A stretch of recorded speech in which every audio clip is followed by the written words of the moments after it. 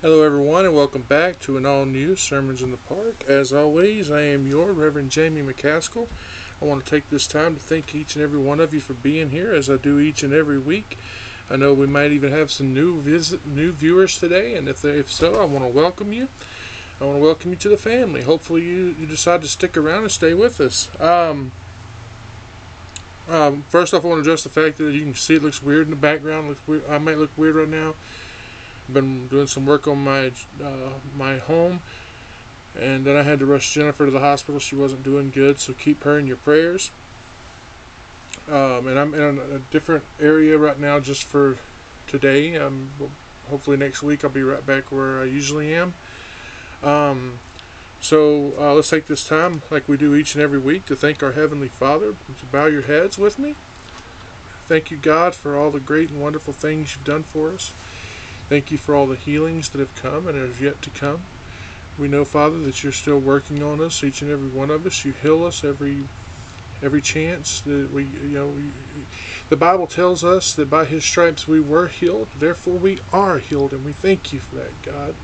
We thank you for your Son, Jesus, that you sent to die on the cross so all those thousands of years ago, so that we can have this relationship with you. And we thank you for that, Father. We love you, and we know, Father, that there's things that you're doing in our lives that we don't even realize. We don't see them. We don't recognize them, and we thank you for that, because you're wonderful and loving. Thank you for the stories, for the people, I should say, who lived these stories that we've been reviewing over the past few weeks. And, the book of Judges, Father, where we can read and see how you work with your people, and how you always are, you forgive and you will deliver us no matter what the situation. You're always there for us, and we thank you for that. And Father, we can't express our gratitude enough, and that's why I want to say now, thank you for everything. And I do mean everything that you've done and you're continuing to do. And I want to thank you in the name of your Son, Jesus Christ. Amen. So, if you've been following along, we've been reading and reviewing the book of Judges, and we've been doing it chapter by chapter, verse by verse. We've been doing that each and every week. This is something that a long time ago, I know I say this every week, but there are new people who watch, and for their sake. This is something that we started a while back with Revelations, and then we did Revelations, and then we did the book of Job, and here we are in Judges. This week we are up to chapter 9. So if you have not been watching and you want to go back and watch the rest of them, they are here on YouTube. You can go, I actually have a file, or a folder if you will, named Judges, and you can watch, and you can go back and you can start with number 1 and work, the introduction, and you can work your way forward. Now the chapter 9 is another one like we had earlier that is divided into 2 parts, because as I'm sure that you will see as we go along, this is a long chapter. Now, as you remember last week, we read about Gideon, and we saw how Gideon had died and how the children of Israel had forgotten him. It's very sad, and we talked about that. Well, we also saw how Gideon had slipped into all of the sins that he had fought against. Remember, idolatry. These sins just multiplied, and they had very horrible consequences. Okay? This is why we saw that he had this affair with this Canaanite woman, right? Who was from Shechem, okay?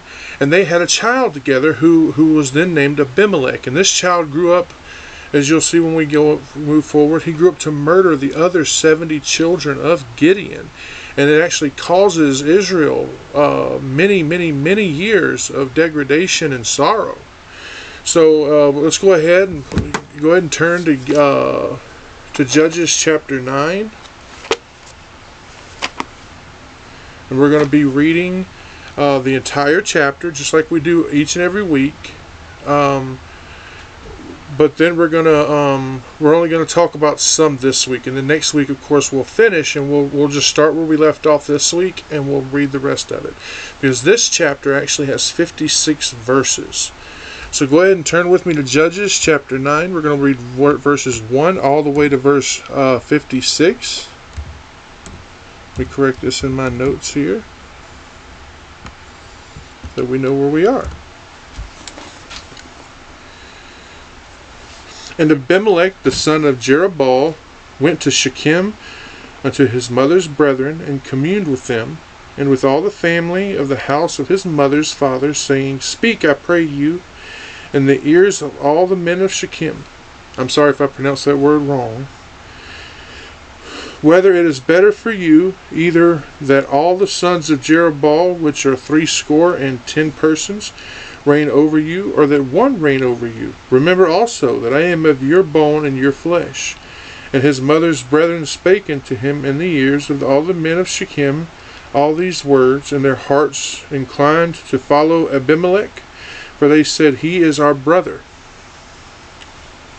And they gave him 70 pieces of silver out of the house of Baal-berith, wherewith Abimelech hired vain and light persons, which followed him. And he went unto his father's house at Ophrah, and slew his brethren the sons of Jerubbaal, being 70 persons, upon one stone.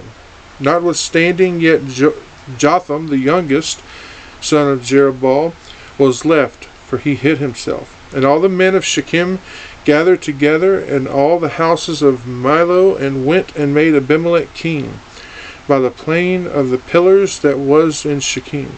And when they told it to Jotham, he went and stood in the top of Mount Gerizim, and lifted up his voice, and cried, and Shechem and said unto them, Hearken unto me, you men of Shechem, that God may hearken unto you. The trees went forth on a time to anoint a king over them. And they said unto the olive tree, Reign thou over us. But the olive tree said unto them, Should I leave my fatness, wherewith by me thou honor God and man, and go to promote over the trees? And the trees said unto the fig tree, Come thou and reign over us. But the fig tree said unto them, Should I forsake my sweetness and my good fruit, and go to promote it over the trees? Then said the trees to the vine, Come thou and reign over us. And the vine said unto them, Should I leave my wine, which cheereth God and man, and go to be promoted over the trees? Then said the trees to the bramble, Come thou and reign over us. And the bramble said unto the trees, It is true, you anoint me king over you. Then come and put your trust in my shadow, and if not, let the fires come out of the bramble, and devour the cedars of Lebanon. Now therefore, if ye have done truly and sincerely, and that ye have made Abimelech king, if ye have dealt well with Jerubbaal and his house, and have done unto him according to the deserving of his hands. For my father fought for you, and adventured his life far, and delivered you out of the hands of Midian. And ye are risen up against my father's house this day, and have slain his sons 70 persons upon one stone, and have made Abimelech, the son of his maidservant, king over the men of Shechem, because he is your brother. If ye then have dealt truly and sincerely with Jerubbaal, and with his house this day, then rejoice ye in Abimelech, and let him also rejoice in you. But if not, let fire come out from Abimelech, and devour the men of Shechem and the house of Milo, and let fire come out from the men of Shechem and from the house... I'm reading again. I'm going to reread verse 20. But if not, let fire come out from Abimelech, and devour the men of Shechem and the house of Milo. And let fire come out from the men of Shechem and from the house of Milo, and devour Abimelech. And Jotham ran away and fled, and went to Beer, and dwelt there for fear of Abimelech his brother. When Abimelech had reigned 3 years over Israel, then God sent an evil spirit between Abimelech and the men of Shechem, and the men of Shechem dealt treacherously with Abimelech, that the cruelty done to the 70 sons of Jerubbaal might come, and their blood be laid upon Abimelech their brother, which slew them, and upon the men of Shechem, which aided him in the killing of his brethren. And the men of Shechem set liers in wait for him in the top of the mountains, and they robbed all that came along that way by them. And it was told to Abimelech. And Gaal the son of Ebed came with his brethren, and went over to Shechem, and the men of Shechem put their confidence in him. And they went out into the fields, and gathered their vineyards, and trod the grapes, and made merry, and went into the house of their God, and did eat and drink, and cursed Abimelech. And Gaal the son of Ebed said, Who is Abimelech, and who is Shechem, that we should serve him? Is not he the son of Jerubbaal, and Zebul his officer? Serve the men of Hamor the father of Shechem, for why should we serve him? And would to God this people were under my hand. Then would I remove Abimelech. And he said to Abimelech, Increase thine army, and come out.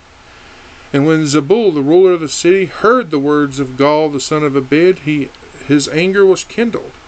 And he sent messengers unto Abimelech privily, saying, Behold, Gaal the son of Ebed and his brethren have come to Shechem, and behold, they fortify the city against thee. Now therefore, up by night thou and the people that is with thee, and lie in wait in the field.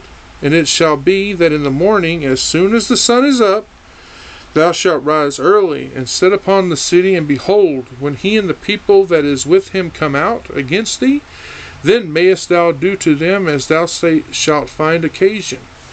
And Abimelech rose up, and all the people that were with him by night, and they laid wait against Shechem in 4 companies. And Gaal the son of Ebed went out and stood at the entering of the gate of the city. And Abimelech rose up, and the people that were with him from lying in wait. And when Gaal saw the people, he said to Zebul, Behold, there come people down from the top of the mountains. And Zebul said unto him, Thou seest shadows of the mountains, and as if they were men.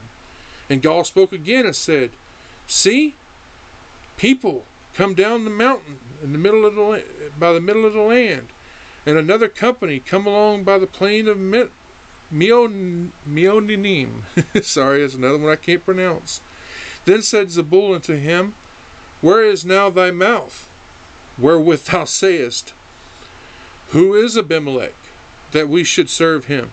If not this, the people that thou hast despised? Go out, I pray now, and fight with them. And Gaal went out before the men of Shechem, and fought with Abimelech. And Abimelech chased him, and he fled before him. And many were overthrown and wounded, even unto the entering of the gate. And Abimelech dwelt with Arumah. And Zebul thrust out Gaal and his brethren, that they should not dwell in Shechem. And it came to pass on the morrow that the people went out into the field, and they told Abimelech.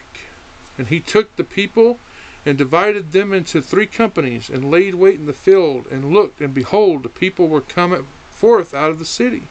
And he rose up against them, and smote them. And Abimelech and the company that was with him rushed forward, and stood in the entering of the gate of the city. And the 2 other companies ran upon all the people that were in the fields, and slew them. And Abimelech fought against the city all that day, and he took the city, and slew the people that were therein, and beat down the city, and sowed it with salt. And when all the men of the tower of Shechem heard that, they entered into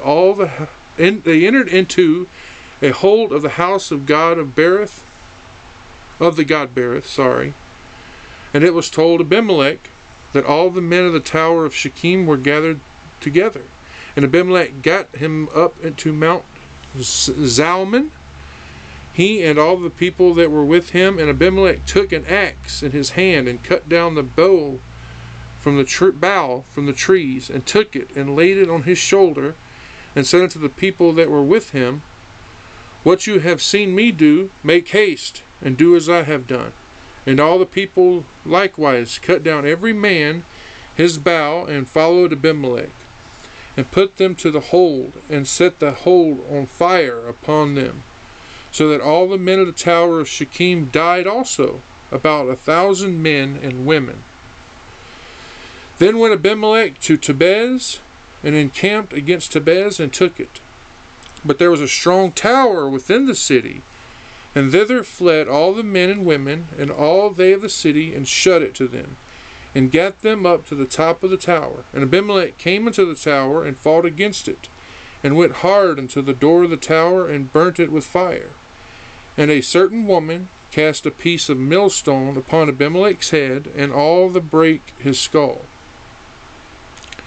Then he called hastily unto the young man that was his armor-bearer, and said unto him, Draw thy sword, and slay me, that men say not of me, a woman slew him.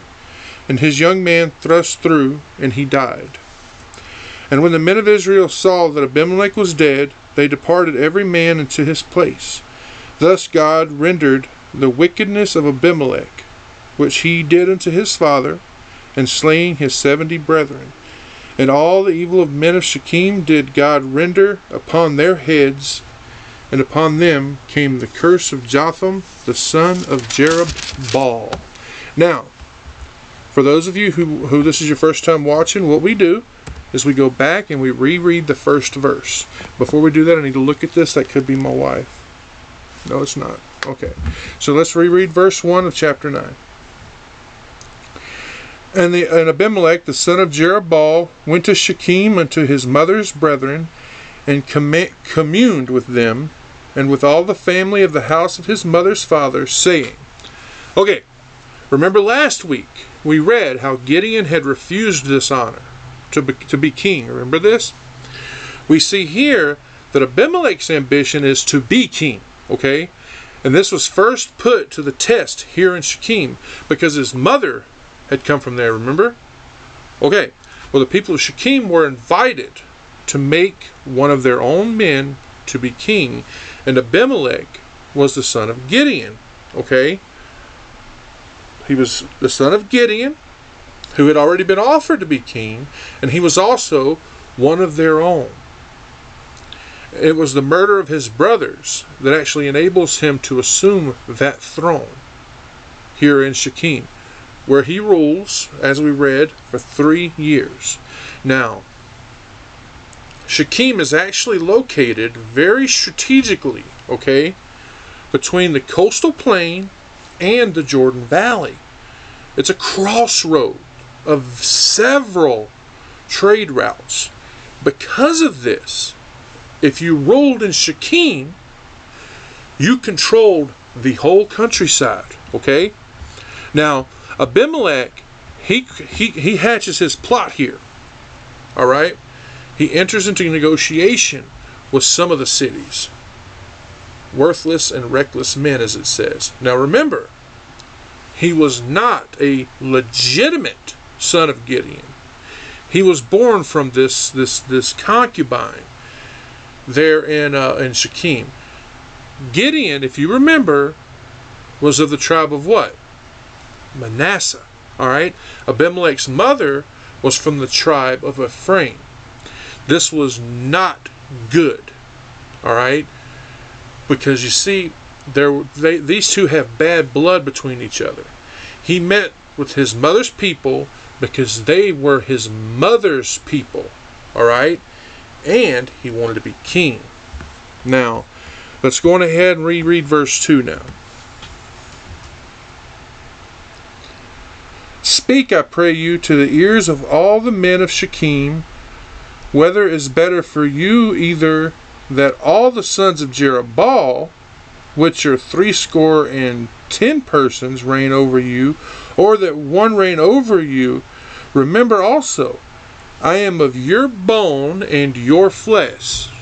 You know, if we as parents could see what our children will become later, and what they will suffer, you know, our joy in them could actually turn into a sorrow.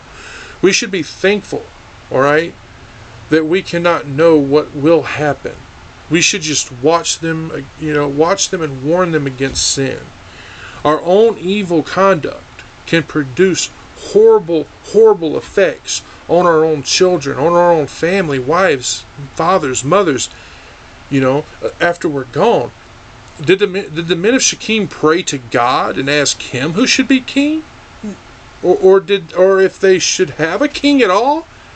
No, they chose Abimelech themselves. Okay, this verse it kind of makes it sound like Gideon's 70 sons were actually ruling over Shechem.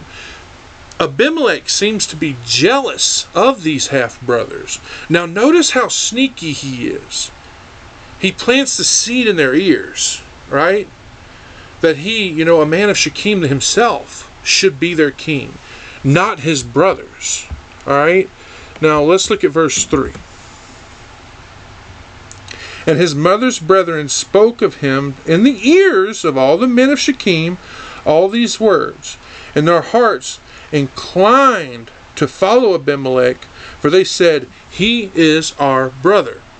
So what does this say? It says his mother's brothers. This means his uncles, maybe. They all, they got all the men of Shechem together, and they told them everything that he said, right? They spoke in his favor. It says, and their hearts inclined to follow Abimelech. Because you see, they told them that he is their brother. It makes sense to them, right? As a group of people that are fond of this idea of having this king, that it should be one of their own. They felt that there was no doubt he would be agreeable with them when they needed it. So all the men of Shechem decided that they wanted Abimelech to be their king. Alright, just bear that in mind as we move forward. Let's go on ahead and let's look at verse 4. And they gave him 70 pieces of silver out of the house of Baal-berith, wherewith Abimelech hired vain and light persons which followed him. Notice what they paid him. It says 70. That's right. That is the same as the number of sons of Gideon. 70. 70 pieces of silver for 70 sons. This is not shekels, as I've read some believe. It is not. That would be actually too small for what he's doing. These would have been much larger. The worth of the silver is not important anyway. And it's also impossible for us to even know. So look where they got this silver from. I want you to pay attention to that, because it says right there, out of the house of Baal-berith. This would have been a sacred treasury. Think about this. Think about how stingy they were in their expenses about God's service. But they were so liberal with the contributions to this false god, right? This temple was built after Gideon's death. Remember that. We know this because he never would have allowed it to be built in the first place. They somehow gave it a considerable revenue. And Abimelech, he used this money to do what? To hire these vain and light persons. These are people who were probably needy and homeless, maybe. They're the best people for what he wanted to do. Notice the name of the false god here as well. Baal-berith. This is just another version of Baal. And it was for his worship that this money came from. And he used these 70 pieces of silver to hire men to go kill his brothers. Wow. So let's move forward. Let's look at verse 5 now. And he went into his father's house at Ophrah, slew his brethren, the sons of Jerubbaal, being 70 persons, upon one stone. Notwithstanding yet Jotham the youngest son of Jerubbaal was left, for he hid himself. It says, slew his brethren. He committed this atrocity himself. Fratricide. Which was, very sadly though, it was common at the time. He did it to eliminate what he felt was a threat to his revolution. The legitimate heirs. The ones who, so now they're non-existent, right? And so now he can have this throne.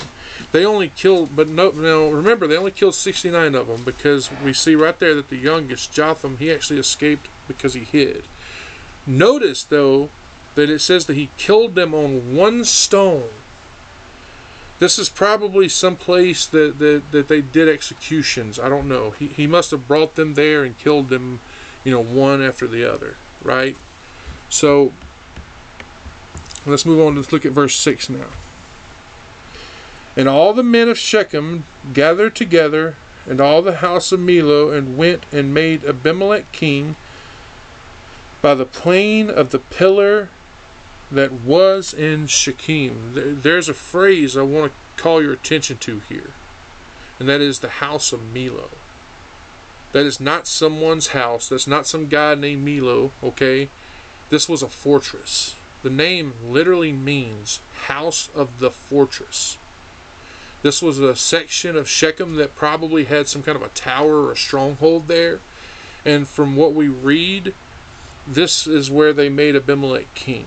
Now, this part about the plain of the pillar, well, pillar may be some kind of a sacred symbol. Maybe this is an Asherah pole, like we read about back in chapter 6.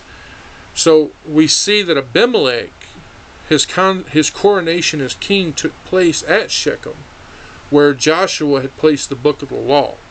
Now, while we're looking at that, let's turn to Joshua chapter 24, and let's look at verse 1.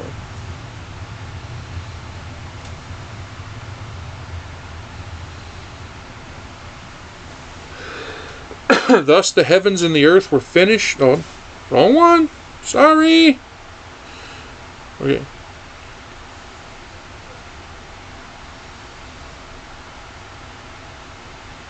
Joshua chapter 24, verse 1. Let's try to get my... Sometimes this Bible app that I use, sometimes it doesn't load up fast enough. And sometimes it'll just act like it loaded, but it didn't. And Joshua gathered all the tribes of Israel to Shechem, called for the elders of Israel, and for their heads, and for their judges, and for their officers, and they presented themselves before God. Also, let's look at verse 26. And Joshua wrote these words in the book of the law of God, and took a great stone, and set it up there under an oak that was by the sanctuary of the Lord. So after this, we read about how Jotham tells this fable. And it's one that's actually designed to teach Israel, right, that they're going to be in trouble because they crowned this worthless man, this Abimelech, who he compares to bramble, right, who did not have the best interests in mind. He didn't. We read of 3 other trees, okay? We read of the olive tree, the fig tree, and the vine. Now these represent a king who is noteworthy, right? Who are so committed to serving that they will not abandon their works for a position of honor. And boy, didn't his warning come true. Amen. Abimelech does what? He destroys Shechem and he burns Beth Millo. Now, let's move forward. Let's look at verse 7.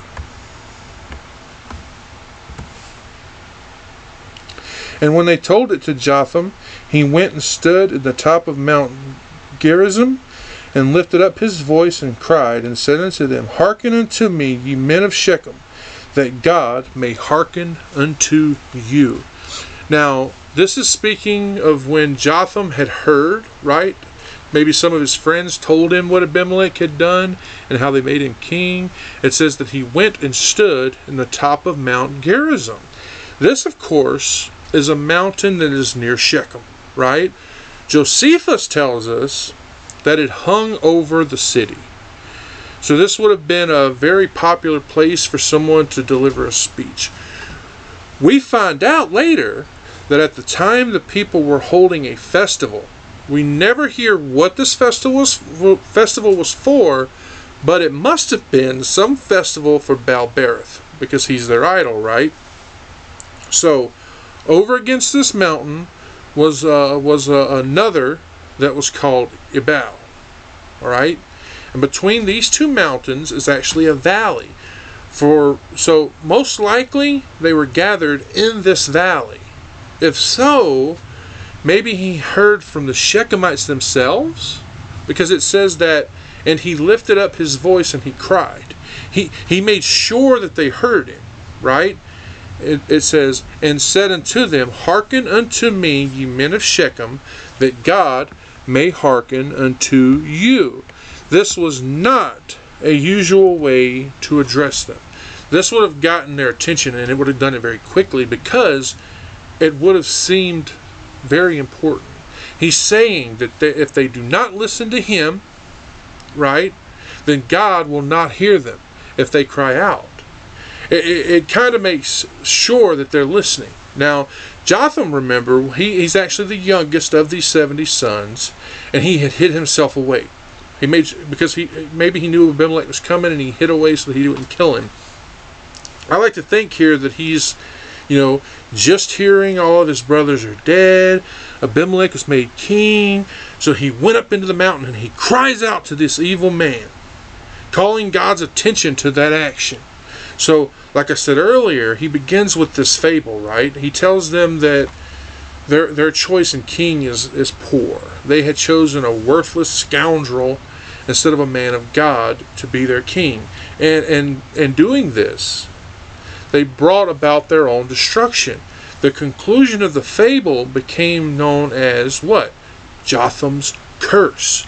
And it came to pass, there are other fables of this kind in the Old Testament. Let's look at a couple of them. Let's turn to 2 Samuel 12, and we'll look at verses 1 to 4.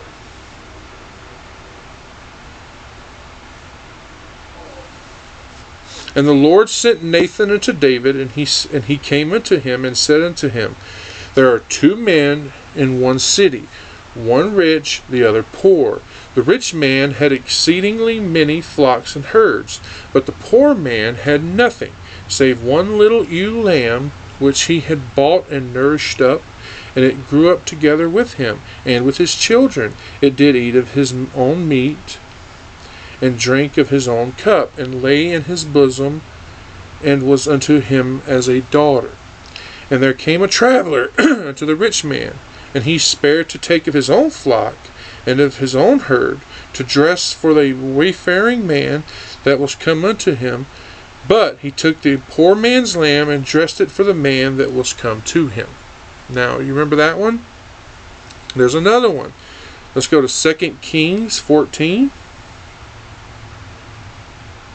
We're going to look at verses 9 and 10.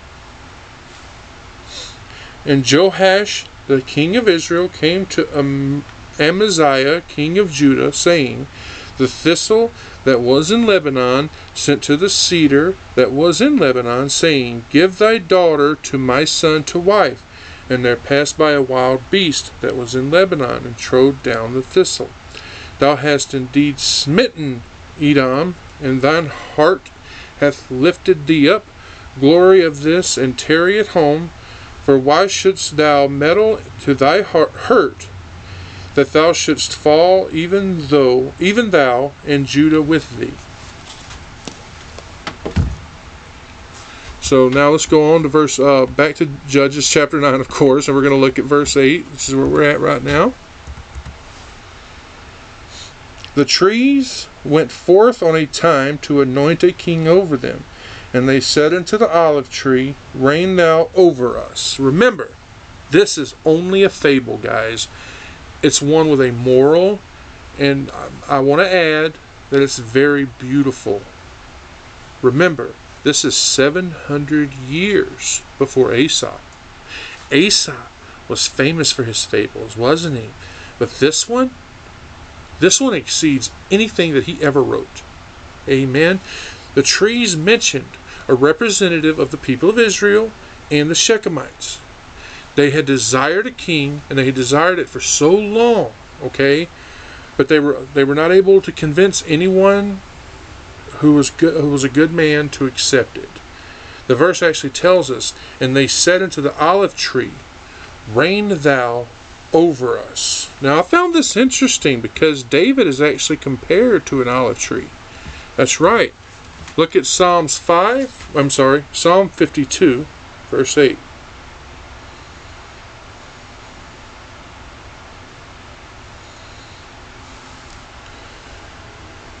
I am like a green olive tree in the house of God. I trust in the mercy of God forever and ever. So this is actually a very fitting symbol for a good man, one who's endowed with excellent virtues. Now, Jarkey actually applies this to Othniel, who was the first judge. But I think that it would be better applied here to Gideon, because Gideon was an excellent man. Think about it. He was full of righteousness, and he was eminently useful, wasn't he? And when he was offered kingship, what did he do? He said no. I think that when they heard this, they would have automatically thought of Gideon. Okay? So let's move on to verse 9 now. But the olive tree said unto them, Should I leave my fatness, wherewith by me thy honor God and man, and go to be promoted over the trees? This olive tree, right, that we're reading about here is responding to the request that was made by these other trees, right? And he actually asks them, Should I leave my fatness, wherewith by me they honor God and man? Now, fatness is talking about the olive oil, okay? Because they would have pressed this oil out of the olives, and they used it for oil in lamps, and also in the tabernacle. They would use it as a meat offering, and others as well. When they honor God, they would also use it in anointing. I do that when I do a blessing on someone, or when I bless a home. I use olive oil. But they used it when they would anoint like people's, like kings and priests and prophets. They also eat it too. The verse goes on to say, and go to be promoted over the trees. It would be deserting their station, wouldn't it? The olive tree has a job to do where he's planted. So for him to be moved, and reign over the other trees, this is saying that it's unreasonable for a good man to desert his station in life, where he had been called by God, where he was useful to people, and to take this public office, because he would lose a lot of peace and comfort. Now the trees, like I said, this is the men who are trying to get Gideon, the olive tree, to reign over them at the end of the battle, and Gideon, he refused it, didn't he? So let's go on to verse 10 now.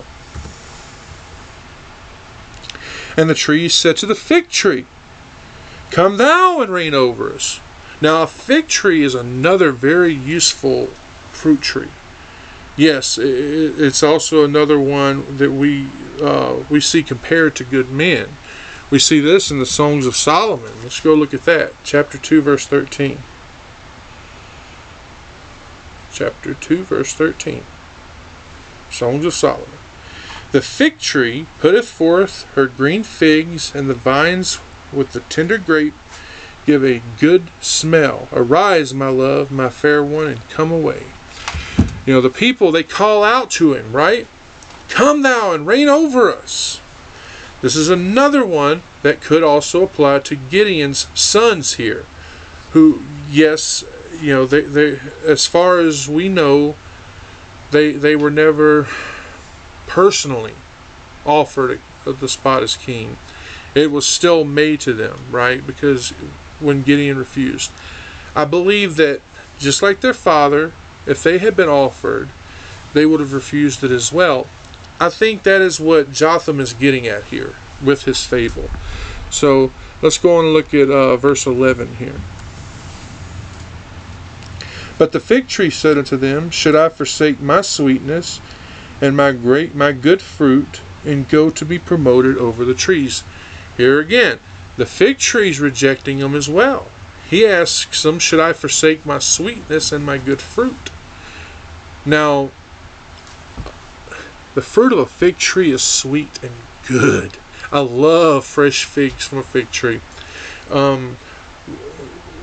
If you knew me in person, sometimes I talk about this. One of my favorite memories from my childhood was going out to the fig tree that grew in my grandmother's backyard, and we would sit there, me and her, and we would eat these fresh figs right off the tree, and nothing was sweeter. You know, some people say honey's sweeter.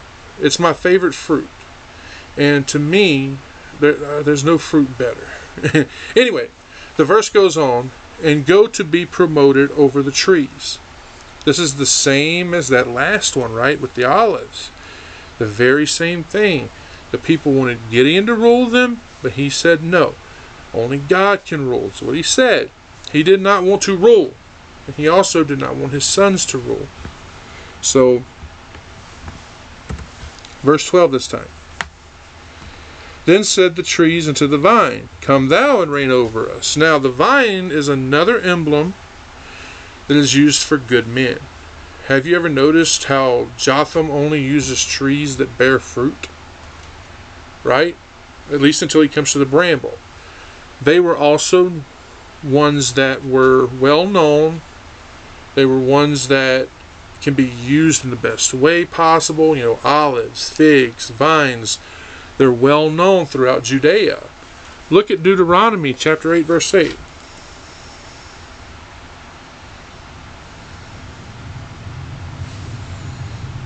A land of wheat and barley and vines and fig trees and pomegranates, a land of olive oil and honey.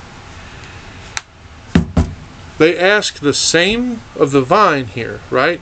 It says, come thou and reign over us. Again, this is Gideon as well. The vine this time, because like I said, it was offered to Gideon and his sons and his sons' sons, and of course, they all refused.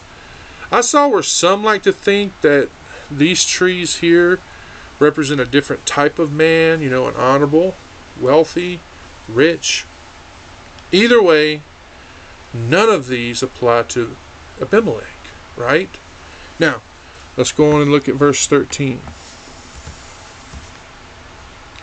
And the vine said unto them, should I leave my wine, which cheereth God and man, and go to be promoted over the trees?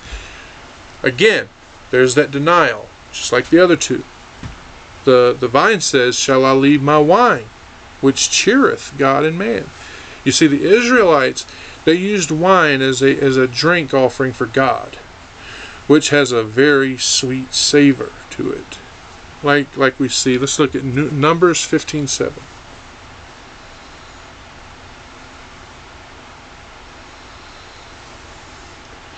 And for a drink offering thou shalt offer the third part of a hin of wine for a sweet savor unto the Lord. And when you drink wine, it revives you, it refreshes you, right? It makes you glad. Look at Psalms 104:15.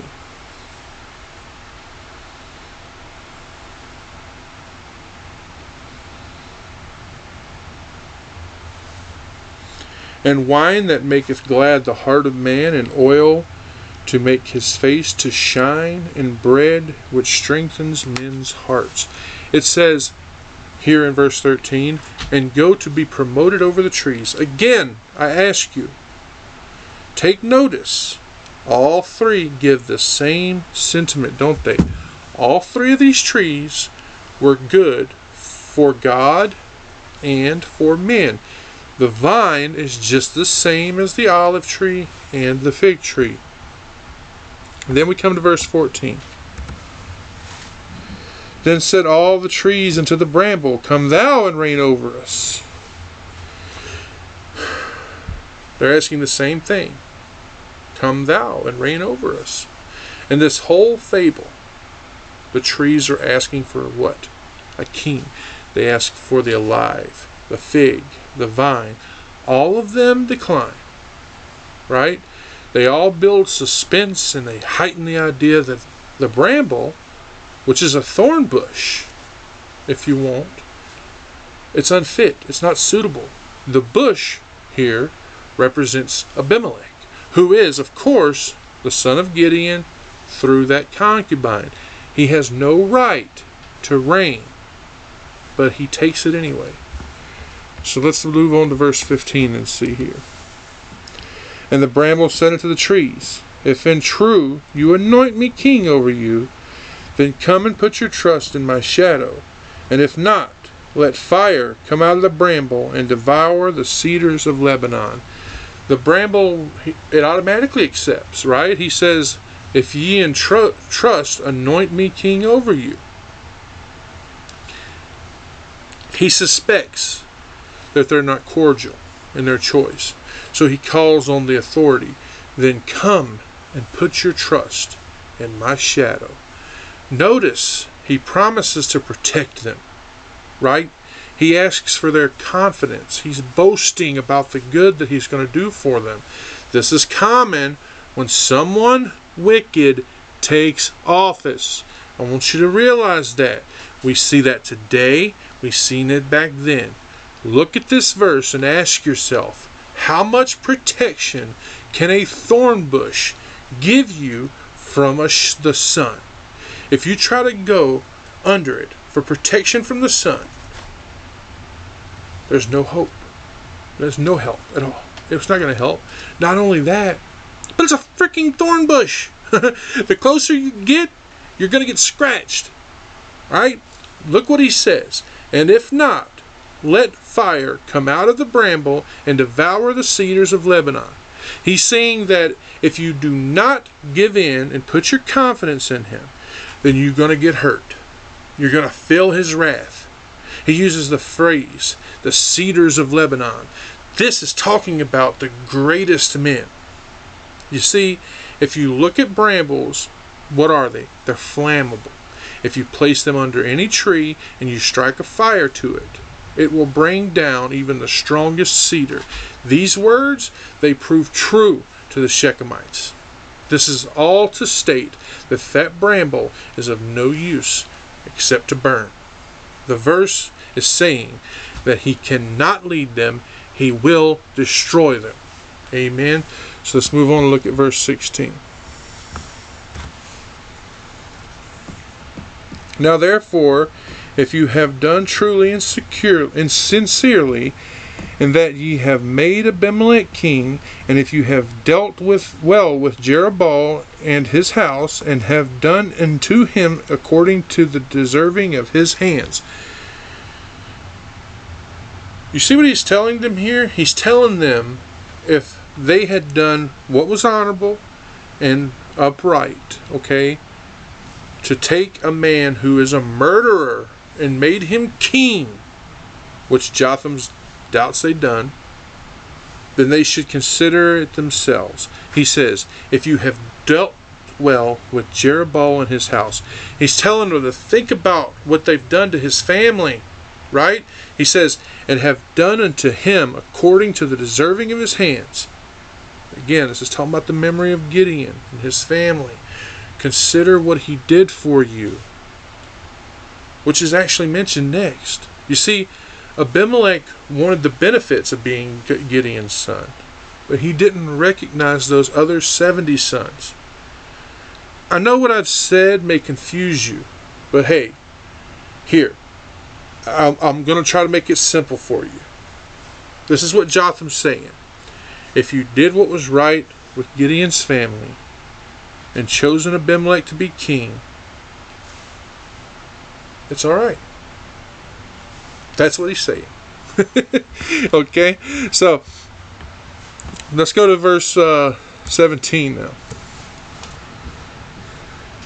For my father fought for you and adventured his life far and delivered you out of the hand of Midian.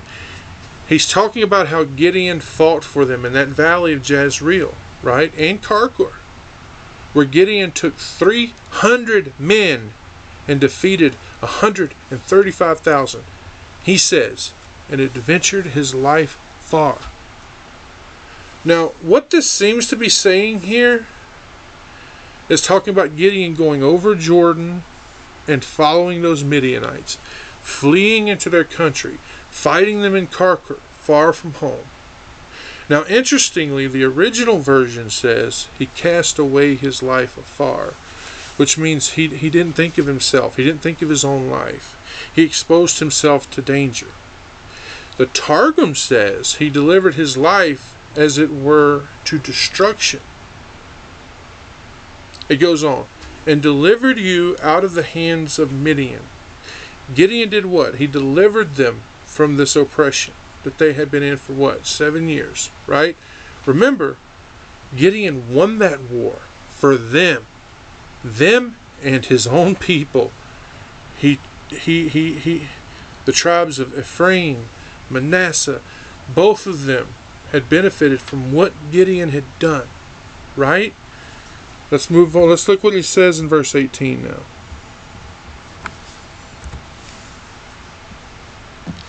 And ye are risen up against my father's house this day, and have slain his sons, 70 persons, upon one stone, and have made Abimelech, the son of his maidservant, king over the men of Shechem, because he is your brethren.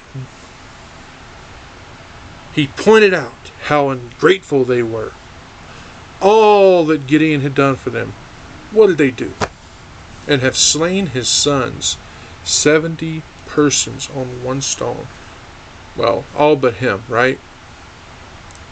They had set out to kill them all, though.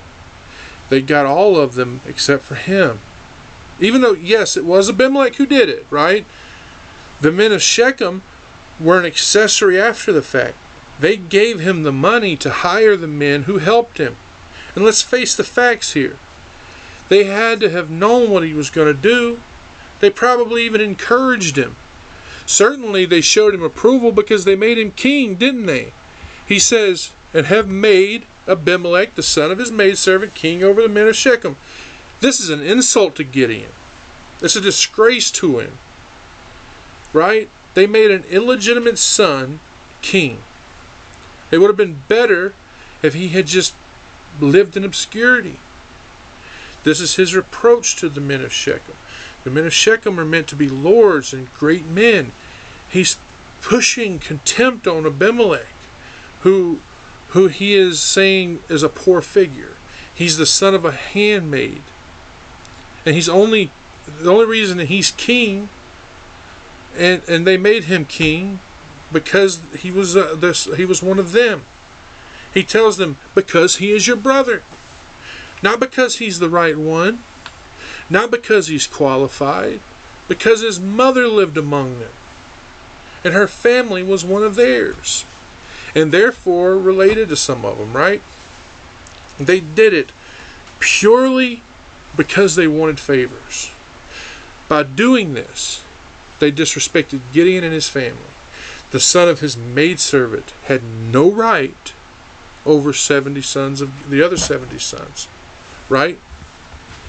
So, let's look at verse 19 now. If you then have dealt truly and...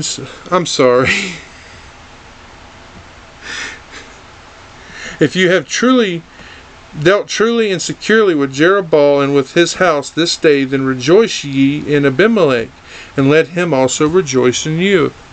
He's playing with them here. He's playing with their conscience, right?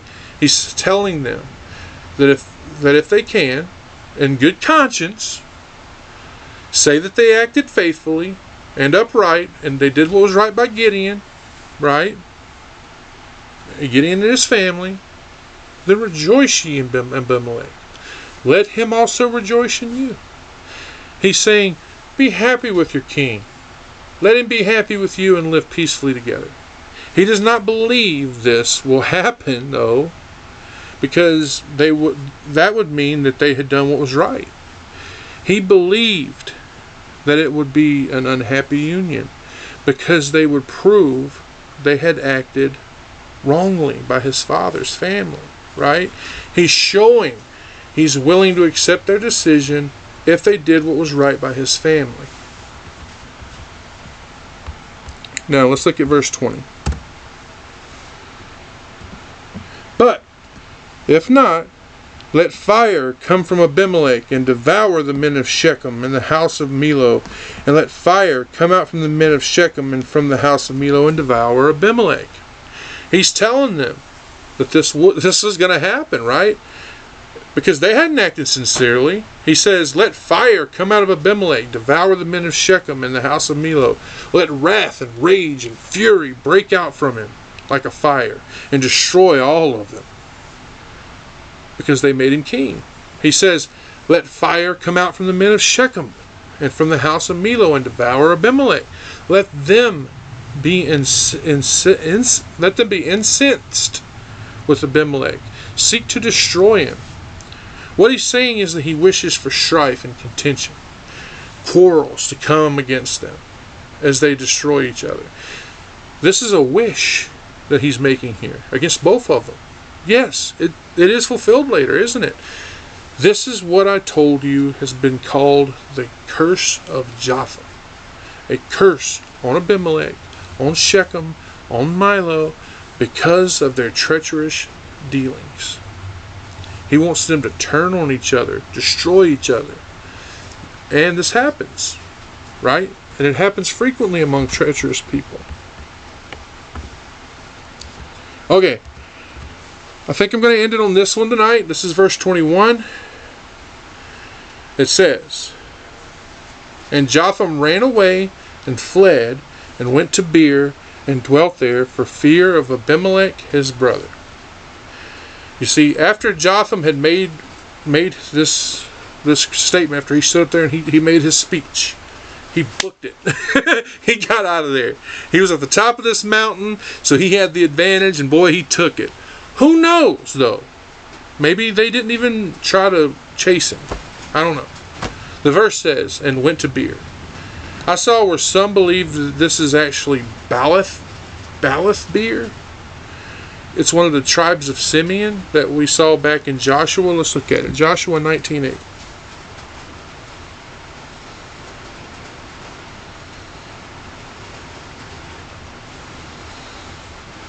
And all the villages that were round about these cities to Baalath Beer, Ramath of the south.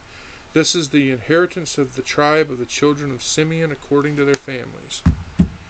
I saw where some believe that this is where it was, you know. According to Mr. Moundrell, who was there in actually in 1697, it was about 2.5 hours from Bethel and 3 1/3 hours from Jerusalem. He said that Beer was a very pleasant place on a downward slope that faces southward, and that at the bottom of this very pleasant place, this hill, if you will, there was a fountain of water, which actually gave it its name.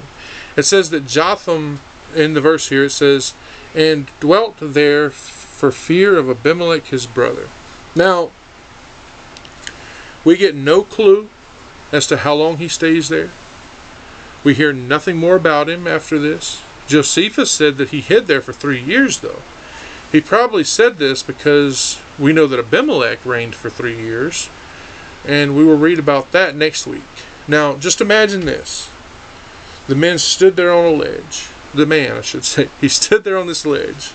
He made this proclamation. Abimelech was probably right there with everyone else. And he hears this. And as soon as Jotham is done speaking, he just books it out of there. He flees for his life from his brother, right? I just love picturing that in my mind. It's just it's just awesome just to picture him. Just, it gives that fable, right? And brother's standing there looking, and then he just takes off.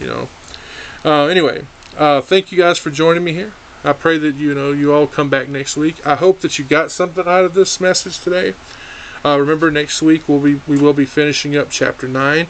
We'll be starting at verse 22, and we'll be finishing up the rest of the chapter. So be ready for that. So thank you all again, and I pray that God blesses you and keeps you, and I'll see you all here next week for an all-new Sermons in the Park. Thank you so much.